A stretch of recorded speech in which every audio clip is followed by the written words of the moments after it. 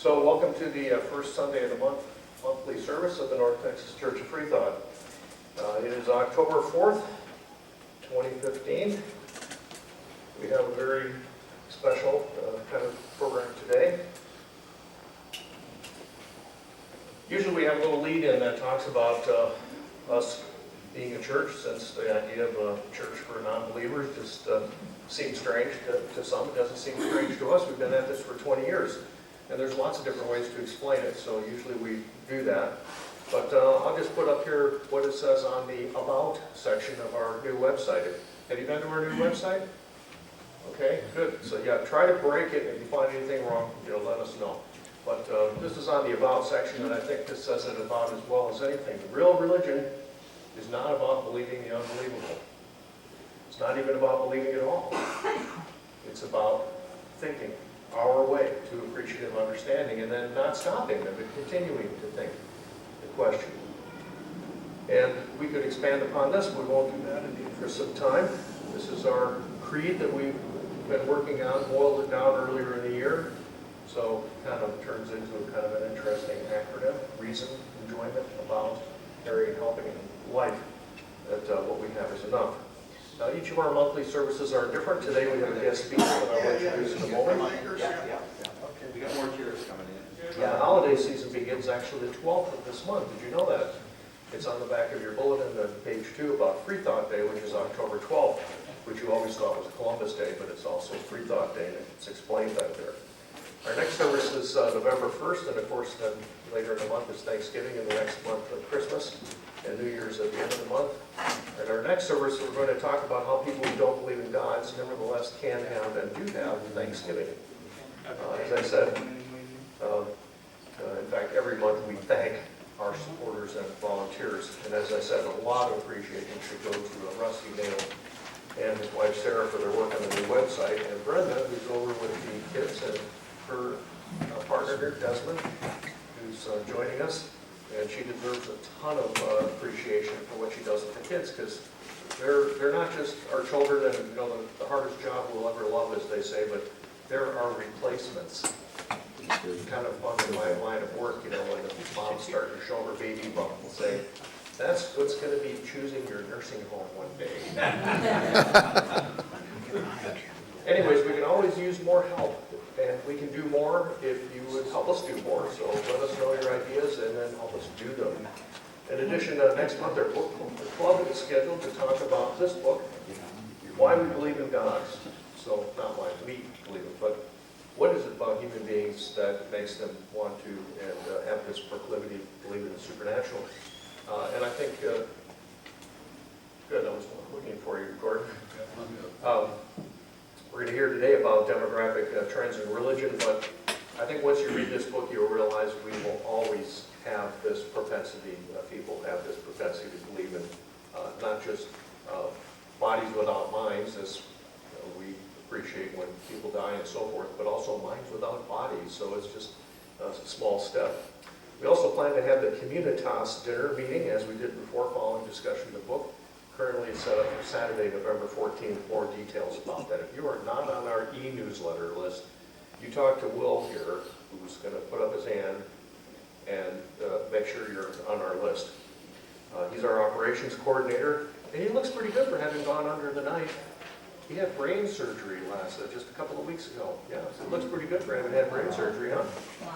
And his wife, Jo Bensey, she's not quite finished with the chemo, though, huh? No, has 2 more. All right. Okay. Anybody else have any personal matters to share so we can, be positive energy your way? Okay. So, our speaker today, this shows what he looks like, and you have to spot him in the room, is Distinguished Senior Fellow at Baylor's Institute for Studies of Religion, Dr. J. Gordon Melton. I first learned of Dr. Melton way back in the 1980s, and at that time he ran the Institute for the Study of American Religions, which he founded not long after receiving his PhD. Should have been soon after, when you were still working on your thesis. About that time. Anyways, he started up that institute and ran it in Evanston, Illinois, and then moved to Santa Barbara soon after that. His PhD was awarded in 1975 from Northwestern in Northwestern University in the History and Literature of Religions. He has been an extremely productive researcher and author. On his Wikipedia page, it said that he is the second most prolific contributor to the Encyclopedia Britannica. But he's written his own encyclopedias: the Encyclopedia of American Religions, Encyclopedia of Occultism and Parapsychology, the Encyclopedic Handbook of Cults in America, and the Vampire Book, an Encyclopedia of the Undead. So he's also an ordained Methodist minister in the United Methodist Church, although that's not one of the more bloodthirsty Christian sects in America. Get it? Vampires, bloodthirsty. He's going to be among the speakers at a vampire symposium on Halloween this year. So if you like him, here he is on the left, and some other people have already spoken too about vampires.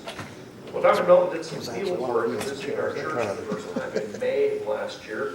I met him in the lobby area when we were meeting at the Sheridan down the road here. He introduced himself, and then I said, "The J. Gordon Melton?" Were you a little surprised at being recognized? So, because I think most of us are very interested in what he studies, how religions get their start, how they evolve over time, as even the most orthodox religions do, although perhaps not as much or as quickly as we might like. I'm very pleased that Dr. Melton agreed to come up and speak with us today on a subject of his choosing, which I think we're all eager to hear about, whether we're headed towards an atheist America, or at any rate an America where atheists will be more accepted and less apt to be demonized. So with that, I'll have Dr. Melton come up and we'll switch to his presentation. Turn that down just a bit.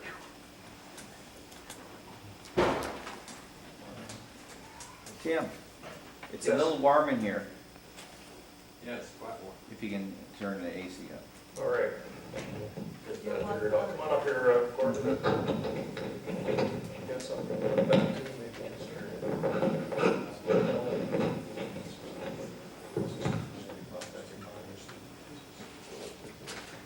This little forward arrow will make it go forward, the back arrow, backward, and then you want to your guys. Be careful with that though. All right. He's the only coffee, that's why.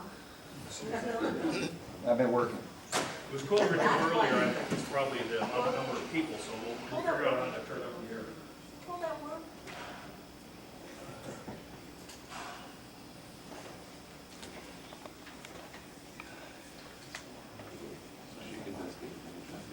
Kind of got interested in atheism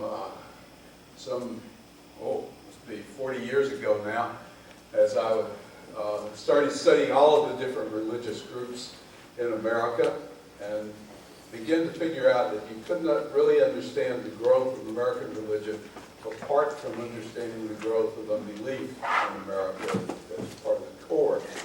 And then out of that, it got to be an interesting process. I was in grade school, or graduate school, right at the time, the last period of interest in atheism by the Academy happened. Some of you that are closer to my age may remember back in the mid-60s when an issue of Time magazine came out that said, "Is God dead?" I was a freshman seminarian at that time at Garrett Seminary in Chicago, actually in Evanston, north of Chicago. Discovered that one of the God is dead theologians was born and raised in Evanston. His family still lived there. He was a Protestant First Baptist Church in Evanston. And just a few months after I began my seminary work, he came to town to lecture. And I got to hear Bill Hamilton do his then Dog and Pony show that he was doing around the country talking about God is dead theology. But from that period of time when the Academy was really talking about atheism and possibilities, it kind of died out, and now in the last decade has come back. There are several reasons for that, one of which is neo-atheism, of course, Richard Dawkins and Sam Harris, Daniel Dennett and company, and several others that have put atheism back on the Academy's agenda.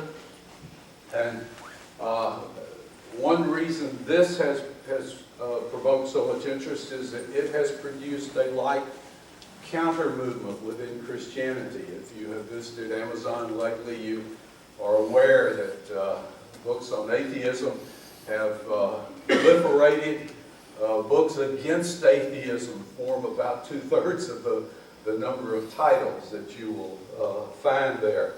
And there is a regular cottage industry that has now developed, particularly among evangelicals and fundamentalists, to deal with atheist concerns. The other factor that has become very important, and we'll talk about a little bit, is the rise of so many atheist groups, such as this one, that you are a part of. Down in Houston, there is a group called Oasis that has about 1,500 members. If you can imagine a atheist megachurch meets every Sunday. And then the thing that probably has caused more ink to spill in the Academy right now is the question of the nuns. This is a new category that we'll talk a little bit about, that was put forth by the Pew Forum in a report in 2007, and a supplemental revisit to their research in 2012, and has now become quite ingrained in our discussion. Now, let's talk a little bit about modern unbelief and where it comes from. If you had been alive in 1500, it would have been virtually impossible for you to be an atheist. You could entertain for a few minutes the idea of atheism, but it would have been very, very difficult to be anything other than a Catholic Christian, at least if you had lived in most of Europe. Catholicism was all pervasive. And it is hard to imagine what would happen within one generation in terms of disturbing the harmony. Well, Catholicism was fairly diverse already, but the harmony that Catholicism provided for Europe was disrupted fairly dramatically within a very, very short time. The closest approximation that we can get to understanding what happened is the fall of the Soviet Union.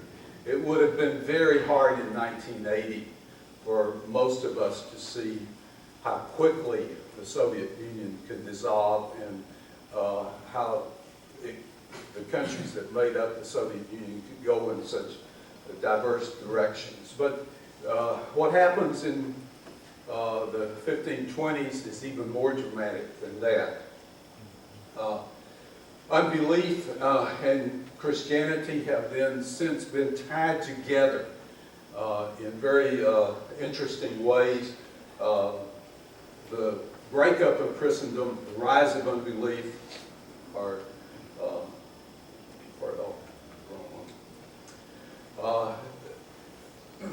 the beginnings of unbelief are tied up with a small group of people, basically from northern Italy.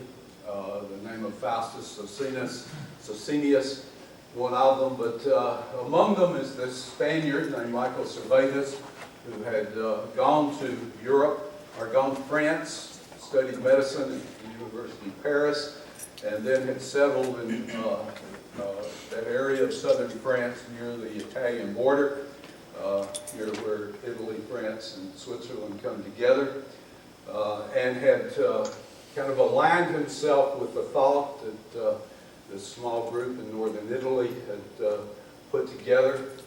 Because before one could really challenge the idea of God, one had to challenge the idea of the rather complex Christian God, the Trinity. So this is where unbelief really begins. It is unbelief in the Trinity rather than unbelief in God. And out of this comes the Unitarian movement.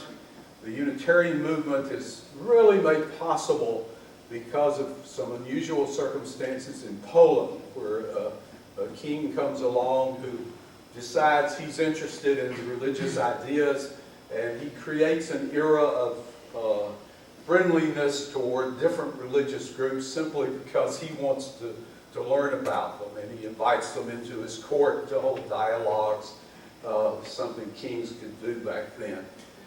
And he protects the Unitarians. When Cassinius is run out of Italy, he goes to Poland. Servetus doesn't make it quite that far. He makes the mistake that he and Calvin had a lot in common, winds up getting trapped by the Geneva Protestants and is burned at the stake. But his ideas then become very important to the development of Unitarianism.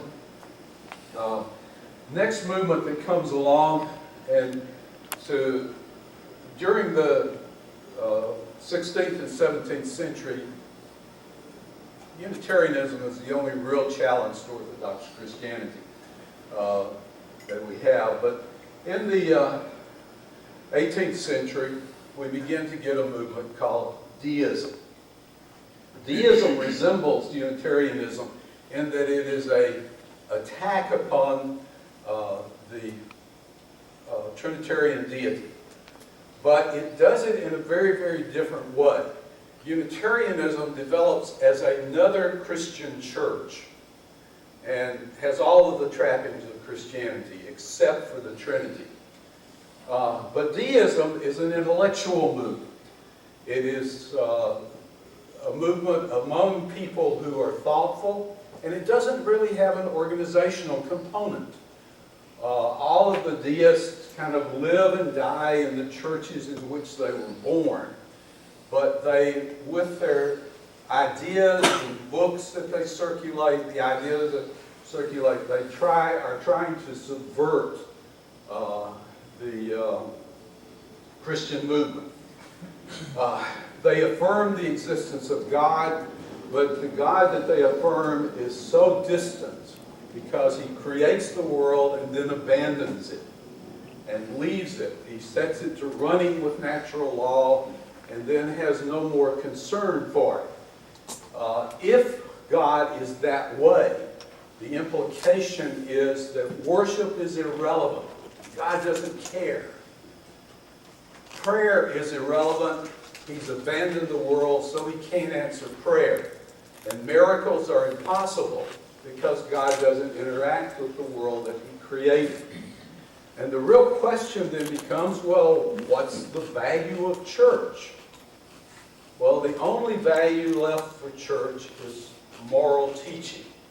The church is a place where people gather to learn to be moral people. This is the Benjamin Franklin approach to religion. And remember, Franklin, very wealthy man in Philadelphia, gives money to all the churches. Doesn't attend one himself, but he says the churches are needed to keep the moral order. So he's very, very happy with them. The deists are extremely important in that a whole century of intellectuals basically hold deism. Hume is sort of a deist and represents one of the more extremes of the deist position of the century. This is the Hume statue in Edinburgh. You can see it has a very prominent toe. The toe is the only part that hasn't been blackened by age because people come by and kiss it and rub it as they walk down the Royal Mile there. Now, these various movements plus universalism. Universalism comes along. It's a very minor movement for its first century, but it's there as one of the extremes. Unitarianism from Poland finally gets transplanted to England. It grows up among the Baptists for some reason. And one whole wing of the Baptist church becomes the Unitarian movement in England. And then as the different deist and Unitarians run into problems in England, they come to America. Joseph Priestley is one of the most notable of them. He founds the first Unitarian church in Philadelphia. Here is Priestley. John Murray, who is the first of the Universalists, founds the Universalist movement in New England. And then, of course, our second president was a Unitarian, Adams. Now, the main deist thinkers in America, Thomas Jefferson, Benjamin Franklin, who write our founding documents, most of them. Here, the most powerful in terms of leaving us a written record of his beliefs, of course, is Paine. Less successful, Ethan Allen, who wrote the most substantive book defending deism in this era, but he's not a very good writer, and his book did not have anything like the popularity that Paine's did. Now, one of the questions of American religious history is that how do we get from these deist Unitarians and Universalists of the Revolutionary era to a national atheist organization in the 1870s? And the question is an intriguing one because it's one that historians have just completely left out. When you read American history of unbelief, you jump from the 1770s and 1780s up to the 1860s and wonder what happens in between. Well, there are a number of things that happen. One is that Unitarianism grows into at least more than New England. In particular, it moves to Chicago and Minneapolis, and what's the Unitarian Western Conference develops out there. Universalism spreads all the way across the northern half of the country, at least, from New England to Spokane and Seattle. There are, after the war, a number of deistic societies that form in the northeast part of the nation, primarily in New York and Philadelphia. And then there is this injection of atheism that comes in from Europe that happens. I don't know if you were aware of it, that the first atheist organization in America occurs just south of here, a couple of hours, at a little place called Comfort, Texas. And then right down the road from Comfort is another town called Bernie. That's a whole fun story at Bernie, because Bernie is a town that when it's formed like Comfort, one of the rules in town was there could be no churches. And so a generation later, as the population changes a little bit, the Roman Catholic Church builds St. Peter's Church just outside the city limits of Bernie. Now, fast forward 150 years, and Bernie has grown, and St. Peter's Church is now inside Bernie. The number of Catholics have grown, and the Catholics of Bernie want to tear down St. Peter's and build a new church. The town, to show you how times have changed, the town says, no, this is part of our history. You must not tear down this building. And they go to court. Now, do you know what happens in Bernie versus the town of Comfort? This becomes the test case in the 1990s for RFRA, the Religious Freedom Restoration Act that Clinton passed. And it is the case that brings RFRA down. And when it hits the Supreme Court, when the court rules in the favor of the town rather than in favor of the church. It's an interesting case. But there are, in the 1840s, there's things happening in Europe. The revolutions in Europe, this is when Marxism rises, and losers in these revolutions come to the United States. Czechs come to Texas, but particularly to St. Louis. You have German colonies of free thinkers that arrived in Wisconsin and throughout the Midwest. The most interesting one in New Landmark, Indiana. This is the first identifiable American atheist that I've been able to locate. It's a guy named Abner Nealon. Abner was a Universalist preacher in Boston. He runs into a blasphemy charge. He's tried and convicted of blasphemy, spends a few months in jail for it, and out of that he becomes an outright atheist.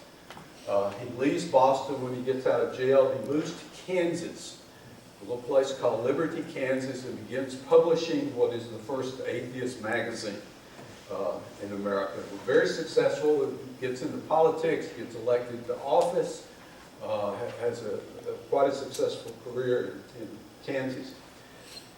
This is the first identifiable atheist in the United States, but he's Robert Owens, a Scotsman, who moves here and he builds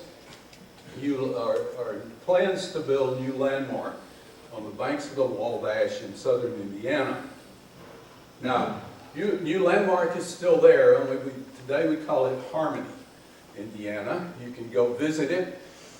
There's a couple of the Owenite buildings that are left there, but he sold it to a group of German communalists who changed the name and built their colony. And most of what's left of New Harmony is of the later commune, but it's quite an interesting place. In the 1820s, Robert Owen will have a famous debate with a fellow named Campbell, Alexander Campbell, who founded what we call the Churches of Christ. And they debate the existence of God in the sessions in Cincinnati. And that starts a tradition in America and among unbelievers of people on the far right of Christianity debating unbelievers. And that gets to be quite an interesting part of the history. Robert Owen's son ties up with Fanny Wright. He and Fanny moved to New York and they create a magazine of what at this time has come to be known as Freethought. And the two of them become major propagandists up until the time of the Civil War. And it's right after the Civil War that there's a group within the Unitarian Church. The Unitarian movement has never organized formally. It is informally exists as a part of the Congregational Church up until the time of the Civil War. But after the Civil War, they organized formally, formed the American Unitarian Association. And there are a group of ministers within the Unitarian movement who want to say, we want a place within the Unitarian Church for people who are not Christians. And they get voted down. It comes up twice in 1865 and then in 1866. So they leave the Unitarian Church and form the Free Religious Association. And their first member is this fellow here. You may know him as Ralph Waldo Emerson. He is actually the first person who joins the new association. This is Louisa May Alcott. You may have heard of her. She is also one of the prominent members of the group. And it is that association that leads to the formation of the National Liberal League in 1876. By 1876, there are enough freethinkers and atheists around the country to form a national organization. It is another court case that is the catalyst for forming this. Abbott is a Unitarian or a Universalist minister who has problems with his congregation because he's not Christian enough. He loses the court case that comes out of this, and the National Liberal League is founded after he loses that court case. The National Liberal League has a number of principles that they put forth. If you've ever had any dealings with the Freedom from Religion Foundation, this is almost their program, and almost all unbelief groups revisit this set of principles every once in a while to see how successful has unbelief been in America at getting their program done. And it's basically separating church and state more radically than we do in the United States. Ingersoll had the National Liberal League as his organizational vehicle. He traveled around the country, he spoke at Chautauqua events, but a number of his sponsors that got him around the country to speak so much was the National Liberal League, and he eventually will become their president for 2 years after he figures out he cannot run for president of the United States. The Liberal League's magazine is The Truth Seeker. Believe it or not, The Truth Seeker still exists. It's coming out of San Diego, where it wound up for a while. It's had quite an interesting history the last generation, but that is the oldest unbelief periodical in America. Now, the next question becomes, how do we get from the National Liberal League to 4 million atheists in the 1940s? American atheists, if you read American atheist history, they will talk about the golden age of freethinkers, by which they mean the era of the Liberal League in Ingersoll. The American Secular League, which is the name the Liberal League becomes, fades at the end of the century, goes out of existence around World War I. What happens to it? Well, what happens to it is that, first of all, it's replaced by a number of other groups. The American Ethical Union, which is formed by this fellow, Felix Adler. He's a Jewish, Reformed Jew who joins the the Liberal League, but then leaves and forms the Ethical Culture Movement in New York, which becomes the American Ethical Union. The Holloman Julius publications come along. I brought one item of show and tell this morning, because I have discovered that people don't remember Holloman Julius, but he is, Emanuel Holloman Julius is the guy who invents the paperback book. He started publishing these little things. This is a red one that's a republication called The Meaning of Atheism that he wrote.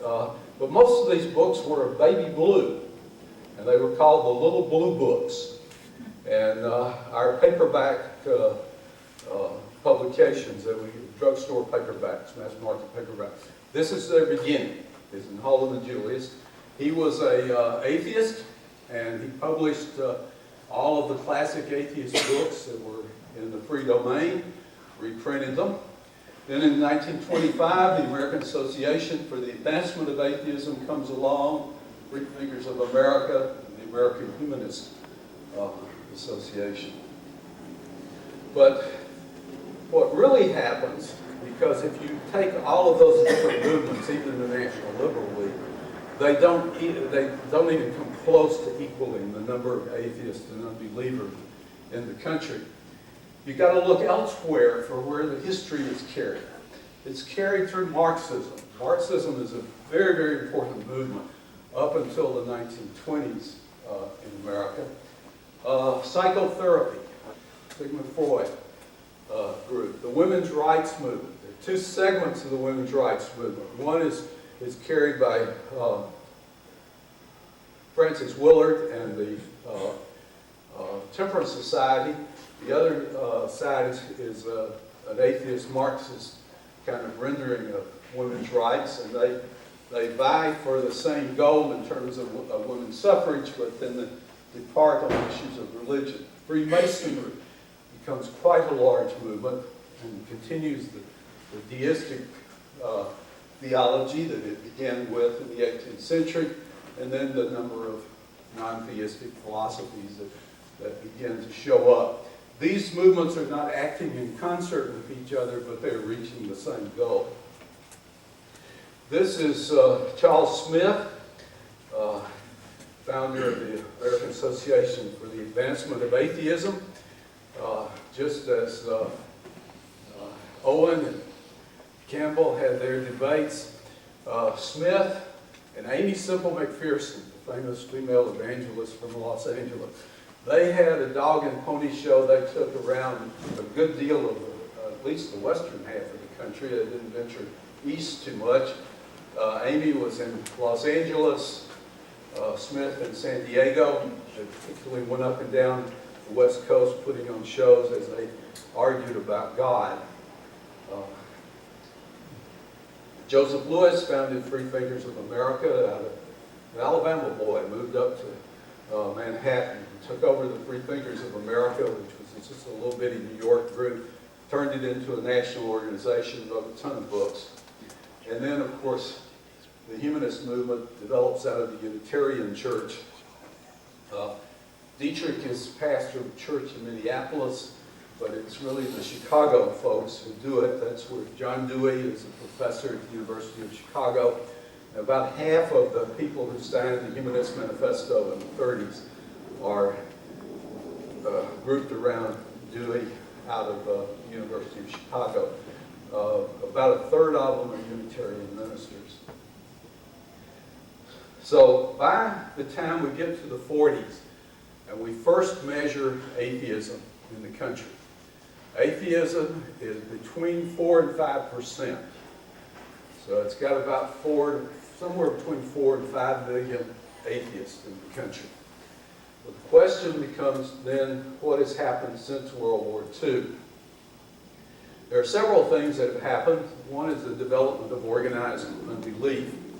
Now, unbelief has been organized since the National Liberal League, but it has not worked in concert with each other. The organizations that developed prior to World War II, they are there, but they do not cooperate and recognize each other's existence. That's an interesting aspect. The American Association for Atheism, for example, terribly racist group. Charles Smith hated Jews, hated African Americans, and his successor was not much better. There is also the emergence of a diverse unbelief community with major factions represented by atheists, secular humanists, and religious humanists. And these groups have their internal problem. Secular humanism is largely tied up with the name Paul Kurtz. That is an interesting part of it. And there are several questions that unbelievers argue about. One of them is the question of whether atheism is a one-issue movement.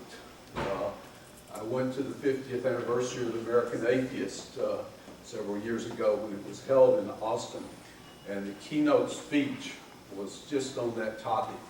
And the president of American Atheist was saying, atheism is a one-issue movement. It is all about, do you believe in God or not? And everything else is kind of irrelevant. And that's one reason that that particular movement has problems with women in it. And the second issue, and this is Paul Kurtz's issue, is the one of whether religion has any value.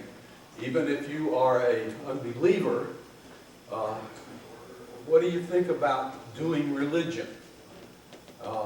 This is an important issue because what happens is that Kurtz founds, he leaves the American Humanist Association, which says it is a humanistic religion, and says he wants to found a non-religious form of humanism, but at the same time he wants to be nice and friendly to liberal Christians.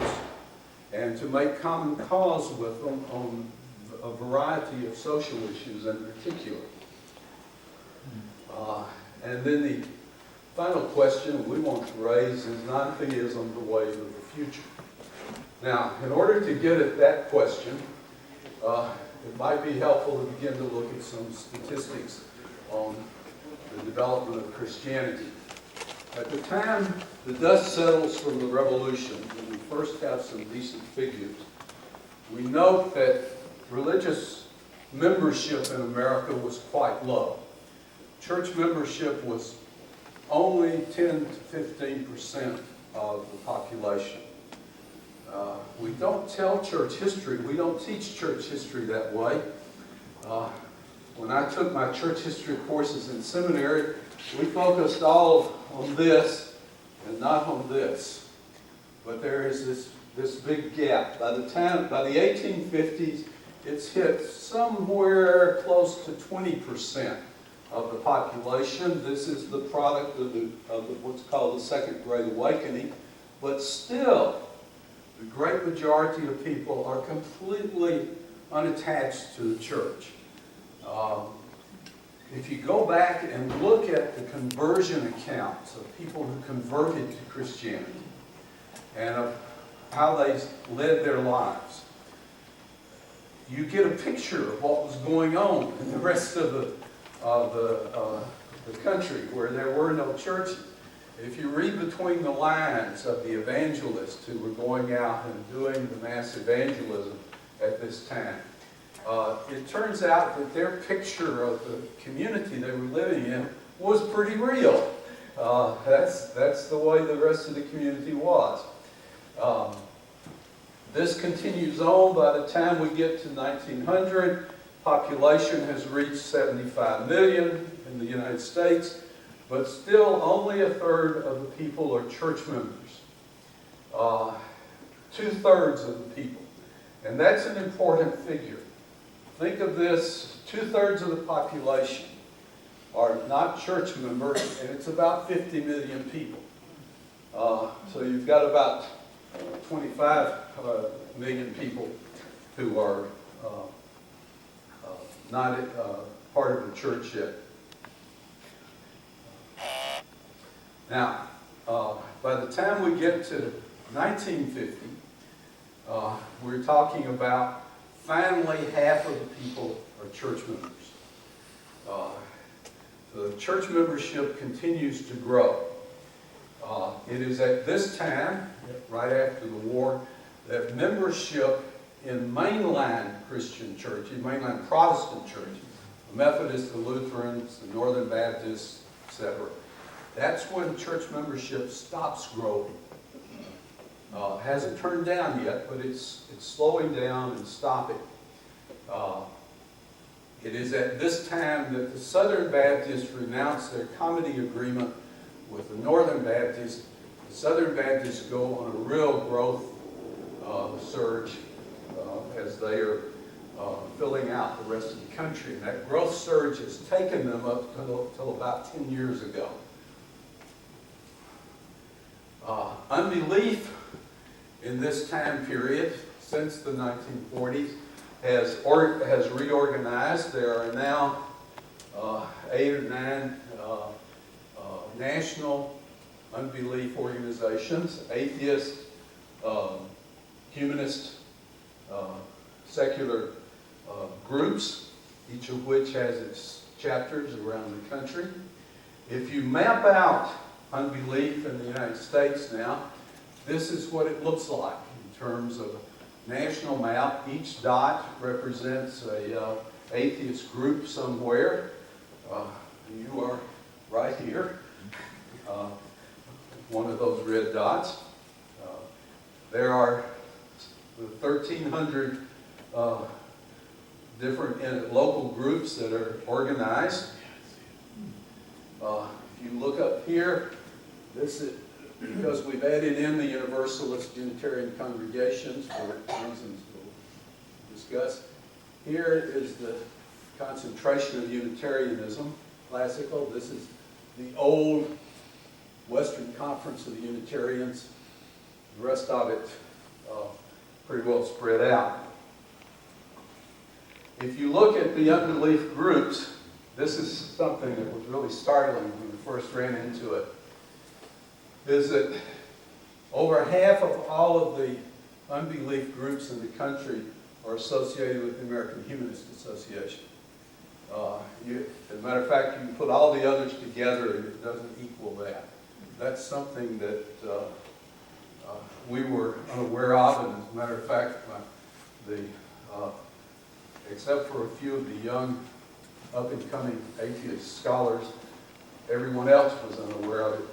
And that the second largest group was the humanistic Jews. They've got about 25 congregations scattered around, 45 congregations scattered around the country. There is another group on here that we need to add, and that's the Secular Students Association. We didn't add it because it was a student association, but it turns out that it should be added because those student association organizations are important, and they have a large number of groups around the country. Now we want to, the other thing that seems to be going on has to do with the nuns. Who are the nuns? The nuns are generally pictured as the irreligious, but we've discovered that's not the case. The nuns actually represent a whole different group of people in terms of they are everybody who are not a part of the Christian movement and who are on the, actually they overlap on the edge of the Christian movement. So about 25% of the nuns are atheists and agnostics and unbelievers. The rest are unorthodox believers. They are believers who are intimidated by questionnaires about their religion because they follow an unorthodox and very different form of religion. They have trouble answering questions of self-identification about religion. And they are also inheritors of Karl Barth's theology. Karl Barth was the most outstanding theologian of the 20th century, Swiss-German theologian. But he made a big point in the first volume of his Dogmatics that Christianity was not religion. And there's a whole theme that runs through particularly some of the newer independent megachurches, that what they're doing is not religion. So what has happened to religion since? 1950, we're at 50%. Religion, Christian religion has continued to grow, and today claims about 78% of the population in its membership. And that's on an upward trajectory.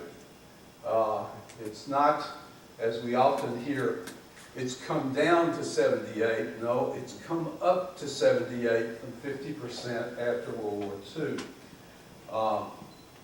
This top line is population.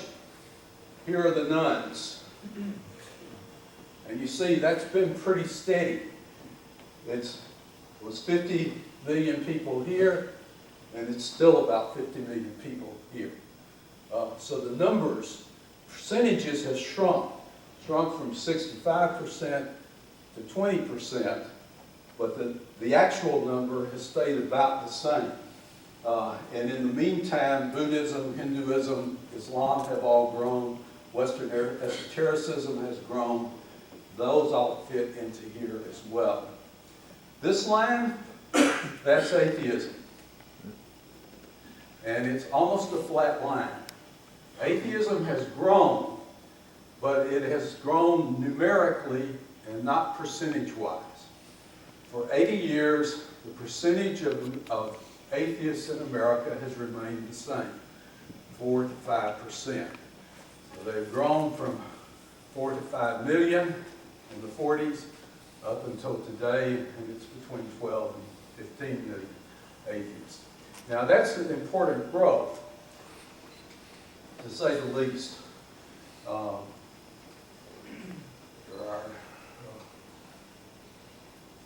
It's a very important growth. And these important happenings over the last years are important for it. Because if atheism is going to have a future, it's going to have to organize. It's going to have to become family friendly, and it's going to have to find some coalescence in terms of a movement. Otherwise, it tends to remain about the same.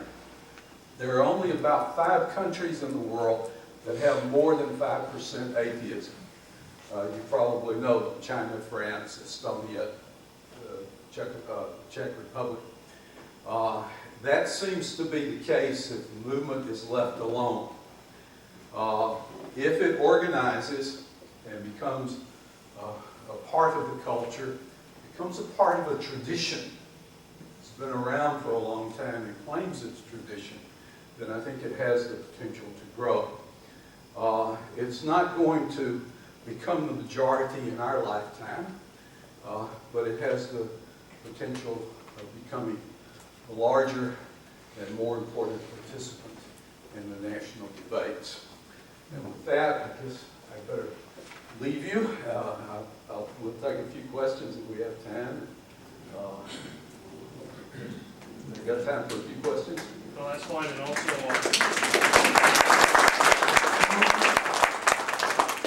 I'm sure a lot of you have questions. One thing is, newcomers, if you're not on our e-newsletter, Will Smith here has got a sign-up, so is it in the back? Yeah, we have clipboards in the back, and if you're not on our email list, just fill out one of those things before you leave, and So we we'll just get like, you on there. we just like to have your name, email, telephone number if you like, and also your zip code. It kind of gives us an idea as to where people are coming from. So make sure you hit one of those clipboards then before you leave.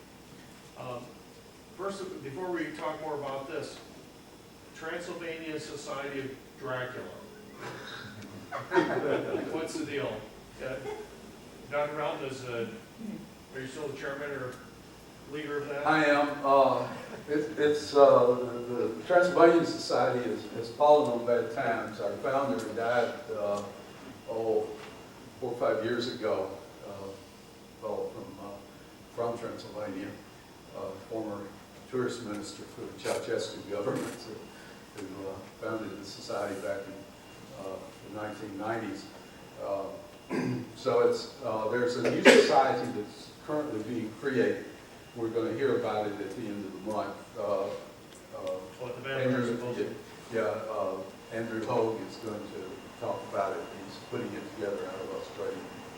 Is it just pure coincidence that there's atheist roots in Transylvania? I remember you saying that earlier.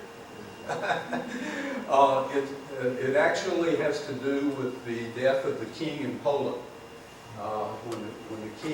When Siegfried dies in Poland, the Jesuits assert their control, and the Unitarians and others have to move to Transylvania to get away from the change of government in Poland, and they find a momentary peace there, and that's why it takes root and survives to this day in Transylvania. That's interesting. Okay, well, I bet a lot of you have questions. I'm just going to exercise my prerogative to throw out what I think maybe is one of the most important questions, and that is are the polling questions sufficient to really kind of disentangle what's going on? Because if somebody says, oh yes, I believe in God, that could be spawn, or it could be somebody like the late Fred Phelps, with the God hates gays and stuff like that.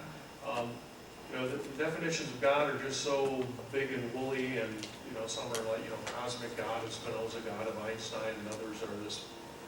What does it really I mean, when you go around and ask people, do you believe in God or not, and then add to that the stigma that has attached to atheism, because so many Christian preachers for so long have said they're all immoral, they're sinners, they're motivated by Satan, and so on and so forth. What does the polling data really do for us given these problems? The polling data gives us some sort of base from which we can ask these kinds of questions. The questions you're raising, I think, are the more important ones. that we should be talking about. I can remember getting called down in one of my theology classes at Garrett, raising that question about the varying definition of God, and if we have them so varied, are we really of the same faith? And neither my professor nor the other students like that question. Yeah, that's an important point, that we're moving in some very different kinds of understandings of God, just as deism could get away with things because it said it believed in God, but then posed a God that was so irrelevant that it was easy for atheism to develop out of it, as you can see kind of in modern theosophy.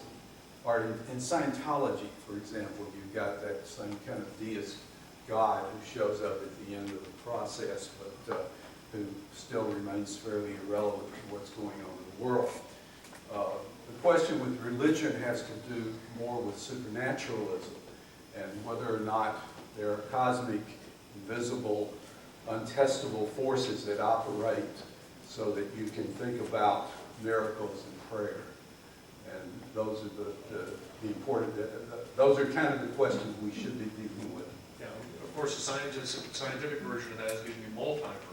Multiverse, there are parallel universes that influence us only very peripherally. So again, you've got this very fuzzy, vague, ambiguous kind of thing. And of course, we say we believe in God. We just believe in God the same way that we believe in Superman and Captain Kirk and in other words, God is a thought experiment. It tells us something about ourselves. But I gather that the polling data just has not really gotten sophisticated enough. No, polling is very, very expensive, as I've recently found out. And so you have to get things down to concise questions. Do you think in the United States today that atheism or organizations or churches like this really have a market? In other words, is there any significant room for growth? There's very much a room for growth. You've got, let's say you got 12 million.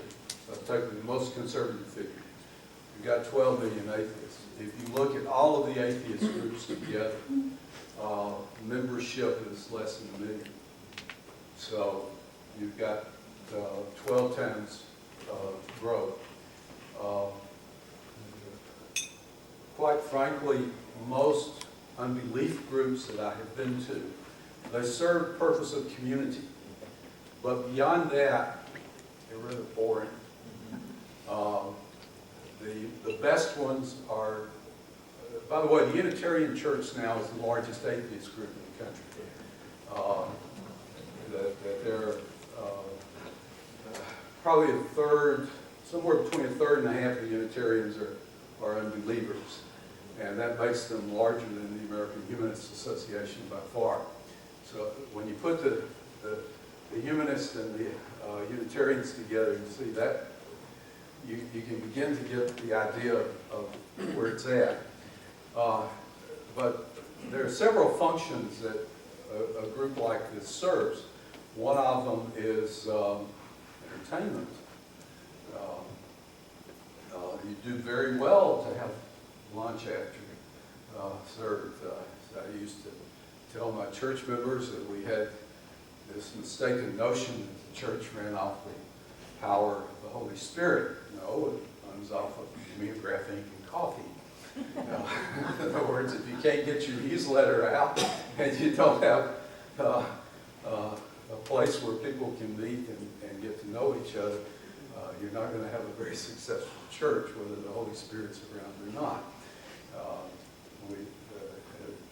Christians would say, yes, we want the Holy Spirit to be around, but we've got to have those other things as well. And it's the same for any kinds of groups. So I think the Oasis group in Houston is a good demonstration of the potential that's certainly here. And it would be a means also of kind of building a bigger thought world.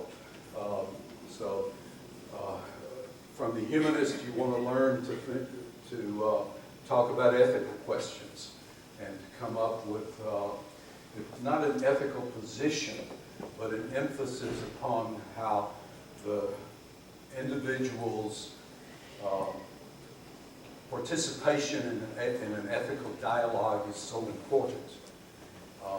If you get your colleagues into thinking about ethical questions, that's what's important, not ultimately some of the answers they may come up with, but being engaged in ethics.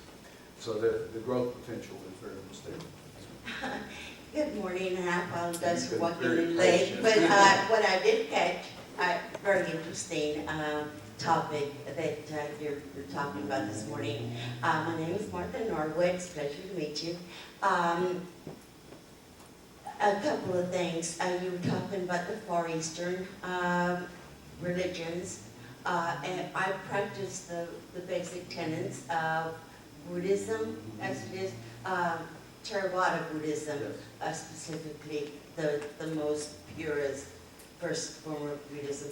Now, it is not really a religion per se, because the Buddha did not present himself to be a deity per se. He never professed to be, you know, a god or godlike or, you know, anything like that. So basically, it's just, you know, living your life and serving others, and, you know, just getting to the point where you are, you know, you get to that point where you're, you know, you've reached nirvana, and, you know, and then you stop recycling, and you no longer have to come back and live the poverty and the pain of dying and seeing others dying, so on and so forth. Also, Richard Dawkins said that the polling and actually getting the numbers of actual atheists and non-believers was basically like herding cats, because it's so difficult in getting an accurate number of, you know, those that are, you know, the nuns. Yeah. So I just wanted to, you know, put that in there just to kind of clarify. But yes, the Hindus have, you know, just like the Trinity, they have the three, but one, you know, God, so to speak. So whoever goes next, there you go. Once you have the talking stick, then you decide who gets the next one to get the talking stick. Yeah, there's a couple of things. Of course, Theravada Buddhism is the group we cite always when in court. We were asked if you could have an atheist religion. And we talk about Jainism and Theravada Buddhism. That raises one of the other questions in terms of religion. One of the things that you need to kind of get a hold of when you're reading the newspaper about religion is that there are three basic definitions of religion that are applicable, and much of the news coverage of religion depends upon switching definitions in the middle of the article. There's the popular definition. Religion is that thing I grew up with and left behind. And which means for America, it's usually some form of Protestantism, or for Texas, it's some form of Baptism. There are the legal definitions. This is all important because it is religion that is part of the First Amendment. It is named in the First Amendment and in the Universal Declaration of Human Rights. It is religion, not philosophy and not other things, that are granted all kinds of rights around the world. And in here in the United States, it has to do with tax exemptions and the like. And it has to do with court status. If your group went to court and were asked, and the judge was trying to determine, is this church a religion? It's the legal definition of religion that they would apply to, and that's constantly shifting because of challenges to the definitions that the IRS uses. And the third is academic definitions. There are 2 or 3 academic definitions that are prominent. Those three definitions overlap, but they are by no means equal. And as you're, and this is particularly important with polling, because the people who are asking the questions are oftentimes academics, and the answers they're getting are popular. And that's one of the reasons with the nuns we get this, we get people who are devout Catholics, people who are active churchgoers saying, I have no religious identity. That's one of the questions we constantly have. Yes, sir. Thank you for speaking to us. I have two questions. First is, when I started researching atheism and skepticism, I started becoming less of a believer. So my question to you, first question would be, given your all your research, what keeps you continuing to believe? And then I'll go ahead and give my second question. And in your opinion, all your exposure, how do you feel, or what's your take on like liberal Christians, progressive Christians? What do you think their take is on non-believers? Are they demonized? Because I know for sure that evangelicals and fundamentals would demonize, but I'm not sure about the liberal Christians and progressive. How do they see these groups of people you presented in your presentation and somebody like us? Yesterday morning, I had breakfast with the pastor of my little church I attend, it's a Methodist church there in Waco. And I told him, I said, if I could find a church that had bluegrass gospel music in it, I didn't care what they preached, that's where I'd go.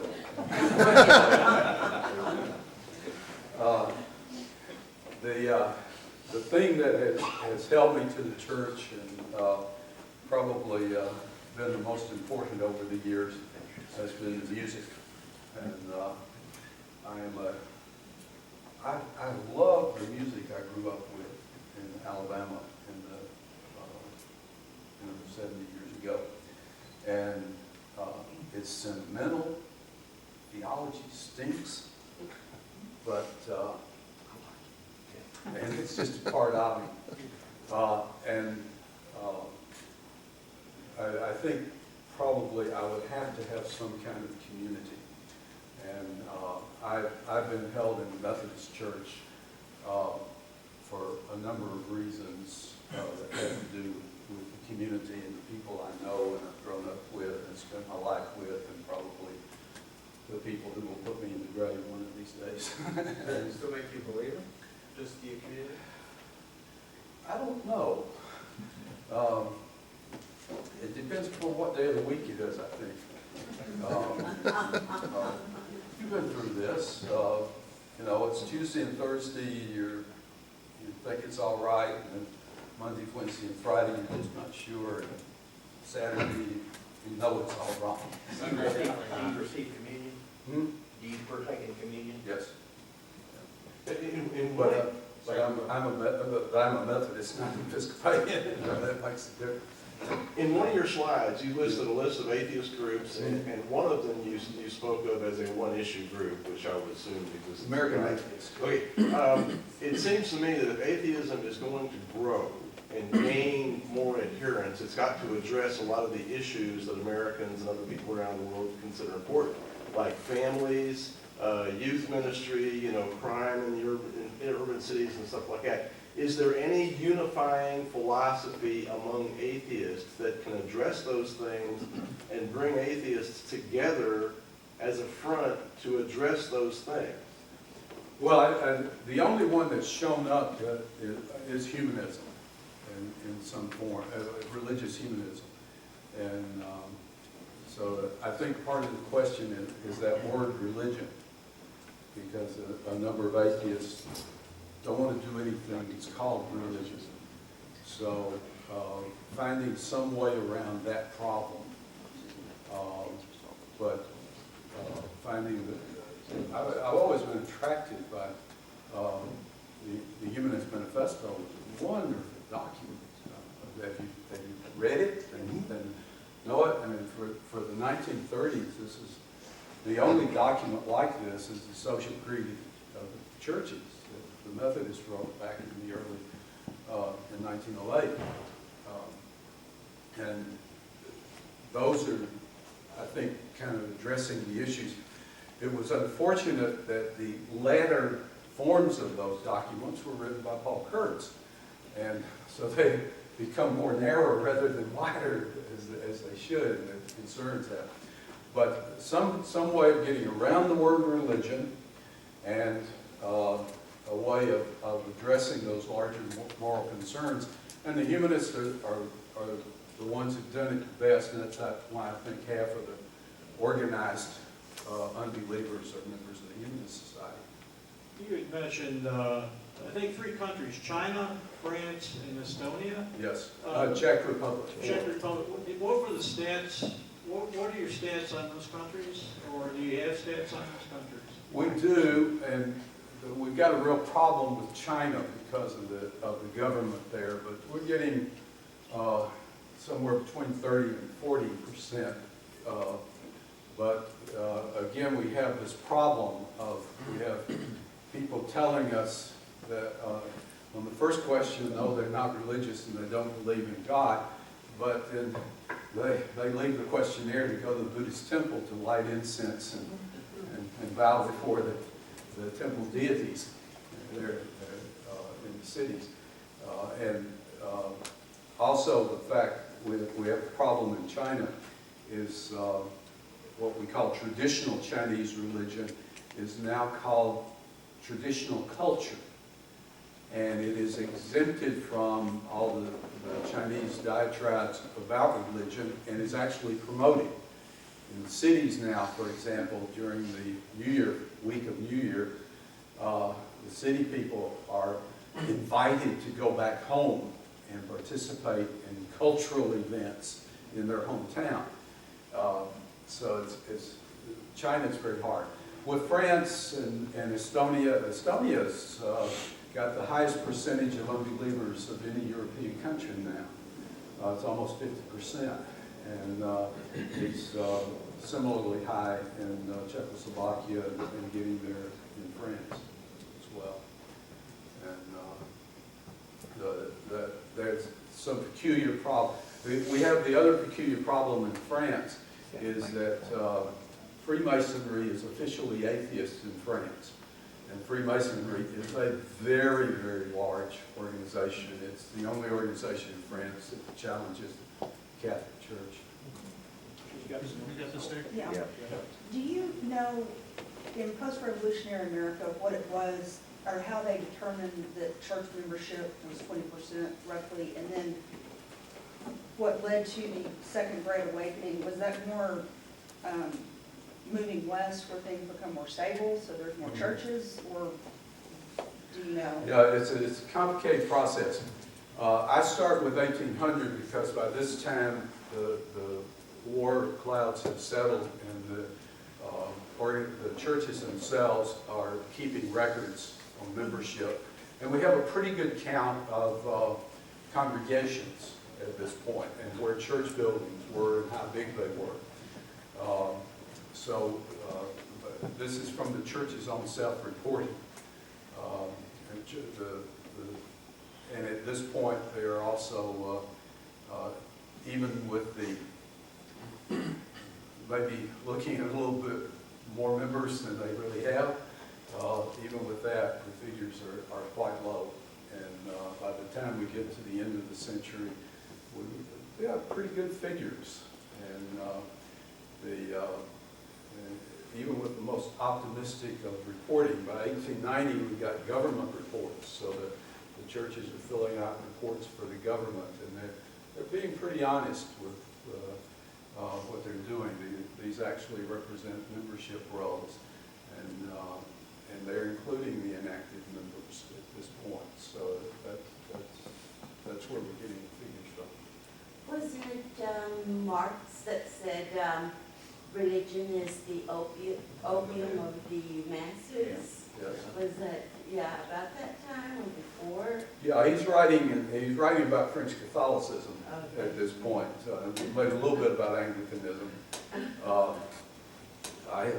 I lecture my Chinese colleagues about, China's largely abandoned Marxism at this point. pay lip service to it.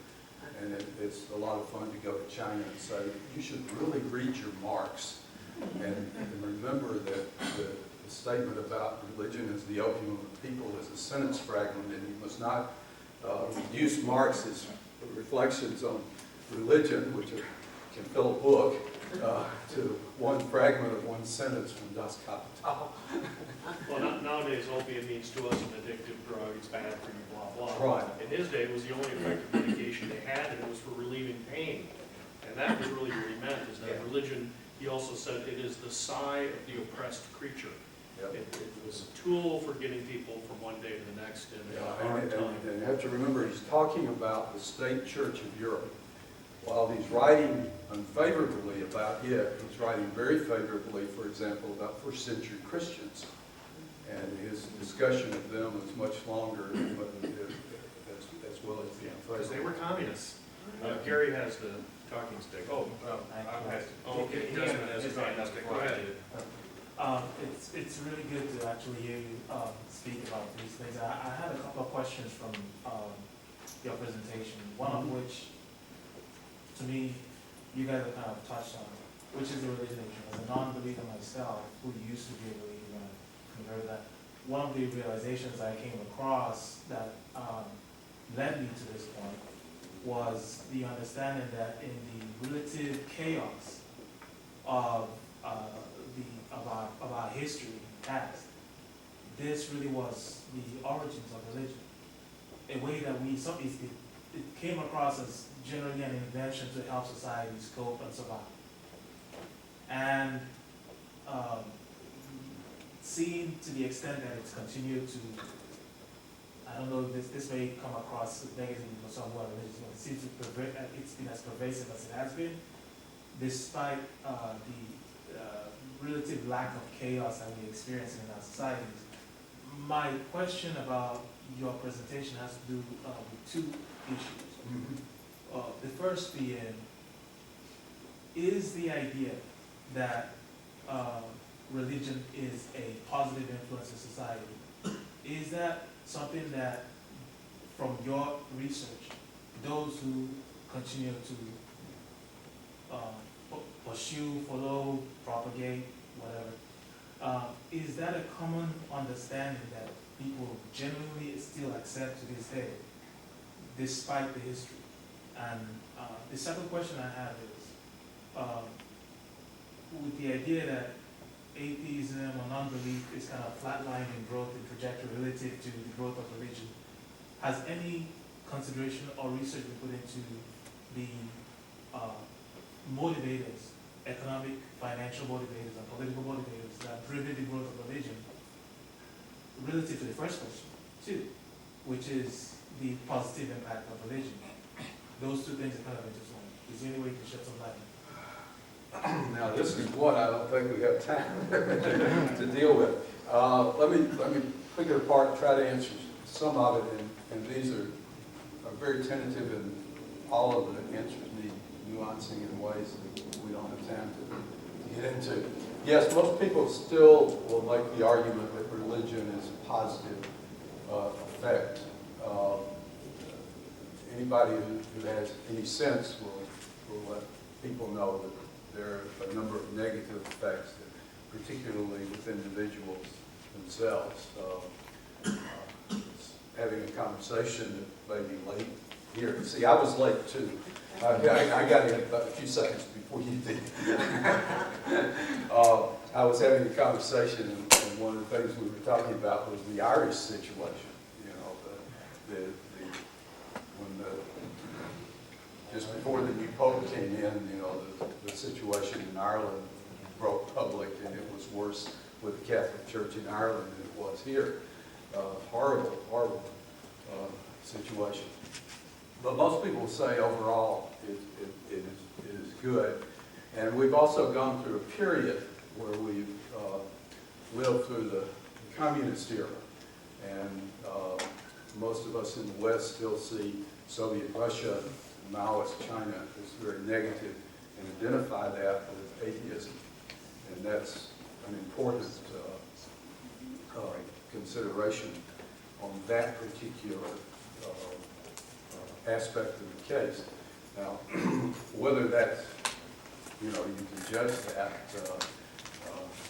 we could have some good discussions on whether those are good, but I think in terms of America, that's the popular, overwhelming notion at this point. You'll forgive me, but I mean, I'm very serious when I say that the questions you've raised is another topic you should be spending some time on just these very issues. Absolutely. I'm kind of making a comment and asking a question simultaneously. Talking about percentages of atheism around the world in various places, over the years in numerous books, I've read that Scandinavia seems to be the highest in atheism, and Denmark, Norway, Sweden, Finland, and also Denmark is always rated as the country with the happiest people in the world. I don't know if there's any correlation there, but I've read numbers between 40 and 60% of atheism, even though Denmark has a Lutheran church as the national church and people pay a church tax to it. But I understand it's just for marriages and funerals and kind of a convenience thing. But I've even read where Israel has as high as 40% atheism because it's more of an ethnic belief rather than a religious belief. And I'm just wondering if you'd comment and say, are those figures out of whack, or do you think they're? Yeah, I think we're confusing atheism and secularism at this point. The Scandinavian countries are very secular in that people do not attend to religion, probably even at a higher rate. Well, certainly even higher than Estonia. They are secular in terms of not. But atheism is still a fairly low percentage of that. You got Swedes that are just walking around living their life as if they were atheists, but they will vote every time to keep that state church, you know, and Classify them as agnostic then? huh? Classify them as agnostic? No, they're sort of what here in this country we might call spiritual, but not religious. Yeah, but it's not that they're not spiritual. They just are. But they want the church to be there, and they want it to do the baptisms and the weddings and the funerals, and so they have an identification with it, and that's one of the things you get in the Czech Republic. Except in the Czech Republic, you get a lot of professing atheists. Is it sort of like Voltaire saying, there's no God, but don't tell the servants because they'll steal the silverware? Something like that. Taylor has a question. I've been looking into Sweden. Are you sure they're in favor of the church there? Because I know just a couple of decades ago they took away the thing where people were automatically listed as in the church membership upon birth. Yeah, and like up until like the 1990s, you were automatically a member of the church when you were born, unless your parents specifically decided to take you off the rolls, and few people bothered, and that's why church membership is so high. You have in all of the countries beginning in the late 1800s, you have steps of separating church and state, and each decade almost, you've had these different steps happening all through Scandinavia. It begins with who can be elected to the parliament. You have to be a professing Lutheran to do that. It begins with continues on with, as you say, are you automatically a member of the church when you're born? Who keeps the birth records? That's what the church had always done. It's kept birth and baptismal records. That's in the United States, for example, that's an important thing that happens very early, is there's no church to keep birth records, and so those get transferred to the state. That's an important part. I've just been going over with some people the changing the definition of marriage. I've been pointing out to them, we started changing the definition of marriage 200 years ago, and we did it with child labor laws, and we did it with incest and a number of different laws that we changed. So, you know, the latest one is just another change of definition of marriage that we've been making in this country. But what you have in Scandinavia is people identify with the religion, even though many of them are not members of the church. They still want the church to be there as part of the national culture, and they want it there for their important ritualistic ideals and ceremonies. So, One thing one more. We'll take one more. Okay, one thing I noticed about your presentation was when you were talking about the history of unbelief, how often social upheaval had a factor in changing the direction of things.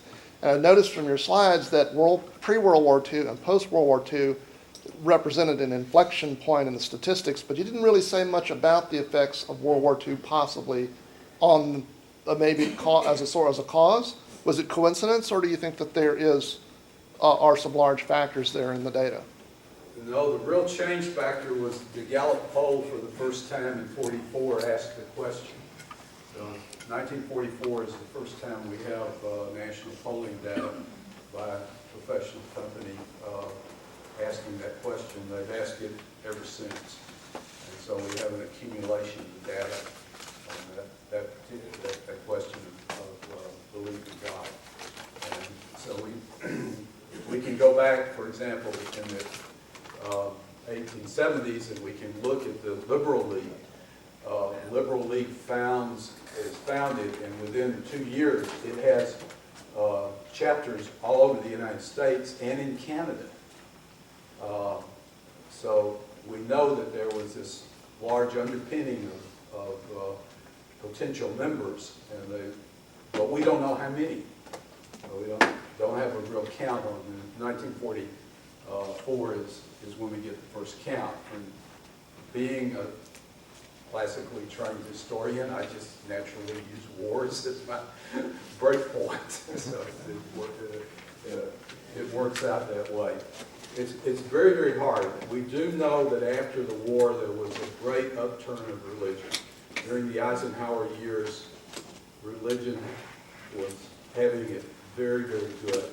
And it's after the Eisenhower years, during the Kennedy-Johnson years, that the large liberal Protestant churches start to downturn. And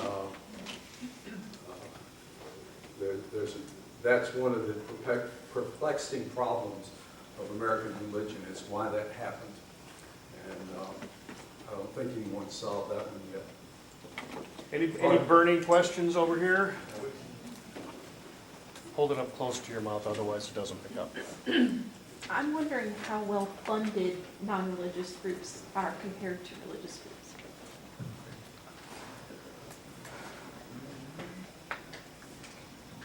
Finances is one of the harder things to do. We do know that there are some fairly wealthy unbelievers, and that the American Humanist Association headquarters in Washington is due to a very, very large gift that they received, as is the Center of Inquiry work in Amherst is due to some money that Kurtz received and that was recovered after he was summarily dismissed from office.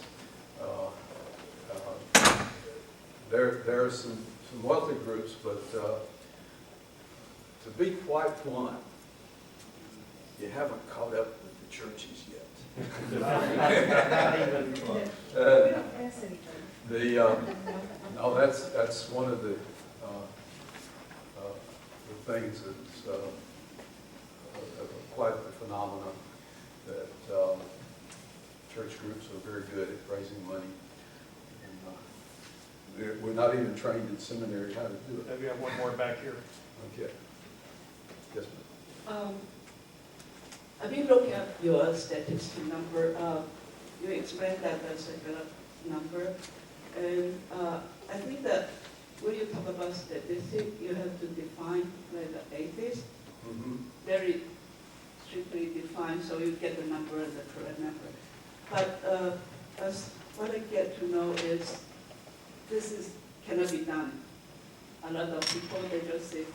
believe in God. And after the talking, there are 3 basic points. I think that you will count as an atheist is no God exists. This is a concept.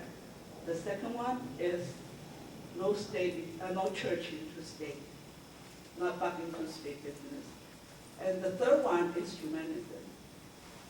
And I also had the Buddhist background. Actually, not really, because I was from Taiwan, so it's basically got a lot of influence of Buddhism. As my understanding of Chinese culture and about the Buddhism, and I think that the Buddhism, atheism go with Chinese culture very well. It is because Confucius, he has a theory. He said he never talked about religion. He doesn't want to talk about ghosts.